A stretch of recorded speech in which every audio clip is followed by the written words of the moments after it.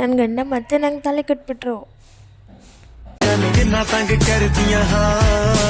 Hi, welcome back to our mini blog. ಎಲ್ಲರಿಗೂ good morning.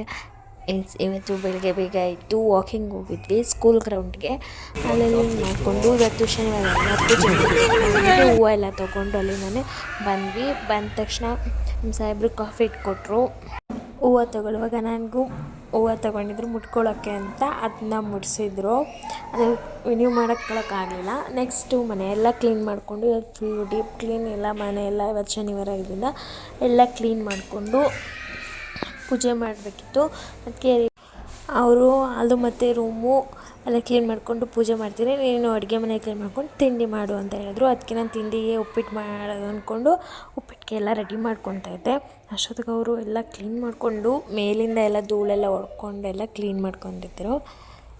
Video ಎಲ್ಲ ಸ್ವಲ್ಪ ಫಾಸ್ಟಾಗಿದೆ, ಯಾಕೆಂದರೆ ಇಲ್ಲಿ ವೀಡಿಯೋ ನಾನು 1 ನಿಮಿಷ ಇಲ್ಲ 1.5 ನಿಮಿಷದ ಒಳಗಡೆ ಮಾಡಬೇಕು. ಬಟ್ ನನ್ನ ವೀಡಿಯೋ 10 ನಿಮಿಷದ 15 ನಿಮಿಷವರೆಗೂ ಇದೆ. ಅದನ್ನೆಲ್ಲ ಕವರ್ ಮಾಡಬೇಕಲ್ವ, ಅದಕ್ಕೋಸ್ಕರ ಫಾಸ್ಟಾಗಿದೆ. ಸ್ವಲ್ಪ ಅಡ್ಜಸ್ಟ್ ಮಾಡ್ಕೊಳ್ಳಿ.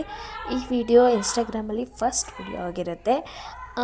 ಯಾರ್ಯಾರಿಗೆ ಇಷ್ಟ ಆಗುತ್ತೆ ಡೈಲಿ ಬಿಡ್ತಾ ಇರ್ತೀನಿ ವೀಡಿಯೋಸ್ನ. ಎಲ್ಲ ಇಷ್ಟ ಆದರೆಲ್ಲ ನಮ್ಮ ವಿಡಿಯೋಗೆ ಒಂದು ಲೈಕ್ ಮಾಡಿ, ಆಗ ನಮಗೂ ವೀಡಿಯೋಸ್ ಮಾಡೋಕ್ಕೆ ಇಂಟ್ರೆಸ್ಟ್ ಬರುತ್ತೆ.